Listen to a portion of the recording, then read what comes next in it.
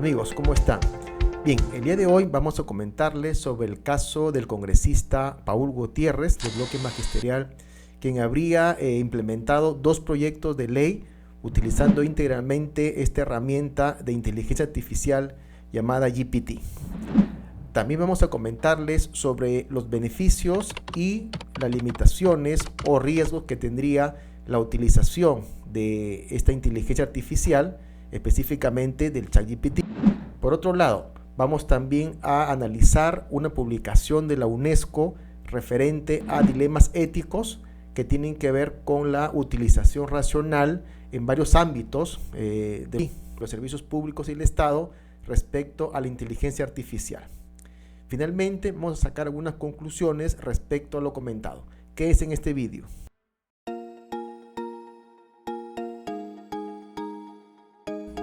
Bien amigos, en el Perú se ha promulgado la ley 31.814, ley que promueve el uso de la inteligencia artificial en favor del desarrollo económico del país. Esta ley tiene como objeto, bien amigos, el objeto de la ley tiene que ver con tres aspectos principales que he enfatizado. La primera es que se promueve esta inteligencia artificial para buscar un Estado abierto, moderno y digital. No olviden, amigos, de que el Perú tiene una ley de modernización de la gestión pública. Y dentro de esta ley o política habla de un Estado digital, moderno e informático. La otra arista de este objeto tiene que ver con que esta utilización de la inteligencia artificial tiene que darse en el marco de los derechos fundamentales y fomentando sobre todo un desarrollo económico. Finalmente, el objeto de esta ley tiene que ver con que su uso tiene que ser sostenible, transparente, ético y sobre todo responsable. Bien, ahora vamos a hablar de cuáles son estos beneficios y también cuáles serían sus limitaciones o riesgos para las entidades que utilicen. Bien amigos, ahora vamos a hablar respecto a la parte positiva y parte riesgosa, si podría llamarse así, de la aplicación de esta inteligencia artificial. Respecto a los avances y a la parte positiva es bastante, ¿no? En varios sectores o aspectos de nuestra vida, por ejemplo, de la economía, del derecho, de la educación, etcétera. Esta inteligencia artificial ha tenido un impacto positivo, ha optimizado procesos. No olviden de que ahora el Estado busca ser un Estado moderno, abierto, flexible, sobre todo informático. Y esta inteligencia artificial está perfeccionando o siendo más eficiente el Estado, esta interacción con el ciudadano. Está dando mejores resultados, inclusive en la parte económica, en la parte de la educación. Ahora, respecto a los riesgos y la parte negativa, sería de que esta inteligencia artificial siempre busca información de los macrodatos, de donde las personas hacen más clic, o sea, de los algoritmos, y a veces esta información, estos macrodatos, no son neutrales, o sea, siempre hay una parcialización, hay los famosos sesgos. Entonces, estos sesgos podrían inclusive perjudicar, digamos, a un sector con aspectos discriminatorios. Por ejemplo, si nosotros buscamos en el Internet quiénes son los líderes, digamos, más famosos del mundo, entonces van a poder ver de que les sale mayormente puros varones, ¿no? Puede ser, ejemplo, Simón Bolívar, Mahatma Gandhi, ¿de acuerdo? Etcétera. Y no sale, por ejemplo, información de mujeres. Entonces, es, por ejemplo, un sesgo que podría llamarse. Entonces, no se puede tener únicamente esta herramienta para la toma de decisiones. Eso es una parte negativa. Ahora, también les voy a contar respecto a un informe de la UNESCO que se denomina dilemas éticos respecto a la aplicación de la inteligencia artificial y tiene que ver con dos aspectos que voy a comentar. Uno, la inteligencia artificial en los tribunales de justicia, más que todo en el derecho, y el otro aspecto que ha comentado o que ha analizado es respecto a un coche automatizado, o sea, un carro automatizado. Vamos a empezar con el tema de la inteligencia artificial en los tribunales de justicia. Bien, Vamos ahora a analizar lo que publicó la UNESCO en un artículo respecto a los dilemas éticos que tienen que ver con la inteligencia artificial. Y comenzó con este dilema en los tribunales de justicia. Les comento, por ejemplo, a muchos de ustedes nos gustaría que en algún momento de nuestra vida, que estemos en un problema judicial o administrativo o ante un tribunal sancionador y que no hubieran personas, que hubiera un sistema o un robot, creo que no nos gustaría ser sancionados o de repente que nos decida nuestro futuro un robot. Para otros, de repente que nos están viendo dirán, pero sí, me gustaría mejor que sea un robot porque tantas cosas que observamos de corrupción de los jueces, de los tribunales, prefiero mejor que un robot decida mi futuro. Pero bueno, son situaciones de reflexión. Espero también sus comentarios respecto a esto.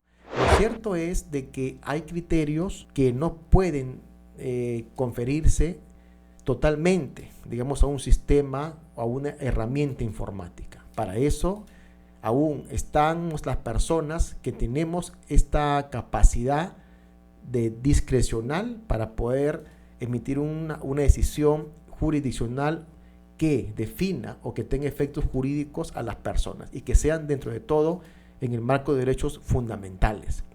Bien, por otro lado, también el otro caso que analizó la UNESCO es de un coche automatizado.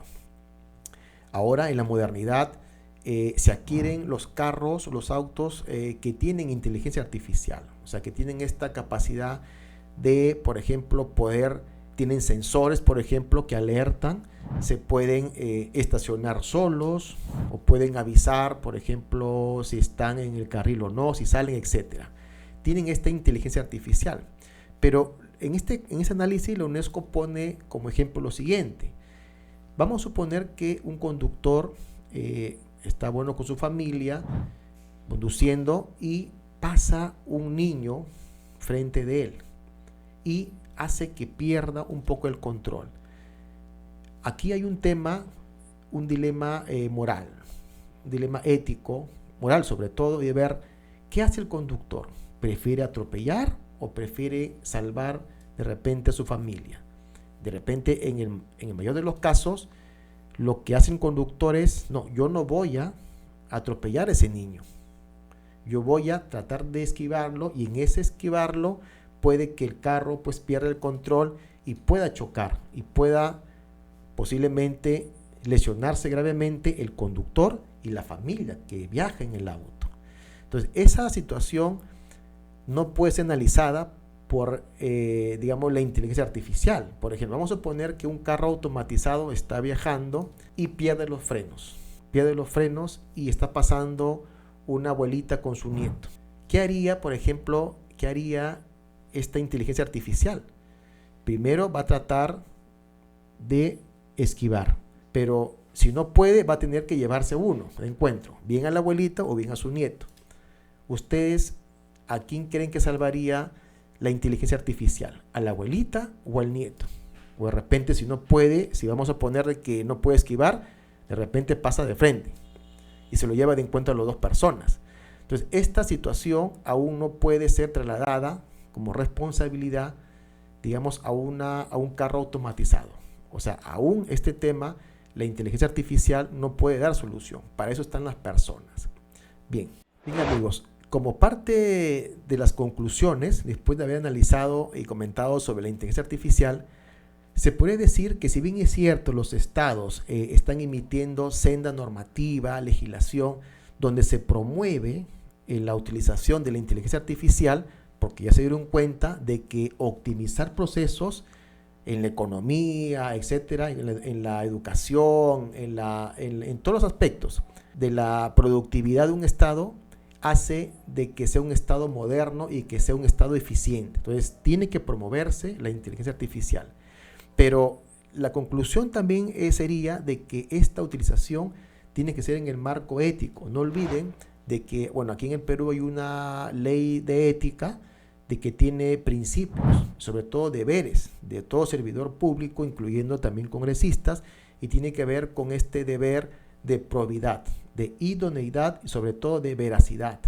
Entonces, los Servidores públicos tienen que ser probos, tienen que ser diligentes, respetar todos los cánones éticos de su trabajo y sobre todo ser veraces. Si por ejemplo hay que elaborar una ley, un proyecto de ley, tiene que utilizarse la inteligencia artificial, puede utilizarse, es más, es una buena idea, pero no se puede utilizar completamente, porque tiene que haber, ahí tiene que entrar la mano humana, tiene que entrar el aspecto ético, el aspecto moral. Aún no estamos diciendo de que es culpable o no el congresista, porque hay una investigación. Lo cierto es que ha dicho en respuesta el congresista Paul Gutiérrez de que, bueno, ha sido un tema de su asesor. Eso, bueno, es un tema también para comentar, porque todos los del Congreso tienen asesores, ¿no? Para no, tampoco se va a pretender, por ejemplo, de que un congresista que tiene la carrera, por ejemplo, de ingeniero, de contador, de profesor, etcétera, puedan elaborar proyectos de ley. Ellos tienen la idea, son políticos, pero los que hacen la parte técnica son los abogados, son los asesores. Entonces, ahí se habría un tema, una justificación, ¿no? Digamos, buena del congresista, pero no total, ¿no? Porque tampoco uno depende totalmente de los asesores, ni tampoco uno se va a exculpar totalmente porque el asesor le dijo tal cosa. No, o sea, uno también tiene que tener la capacidad para decidir en estos casos.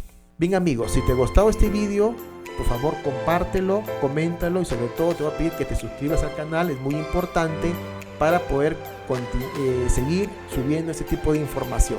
Hasta un nuevo video, cuídate mucho.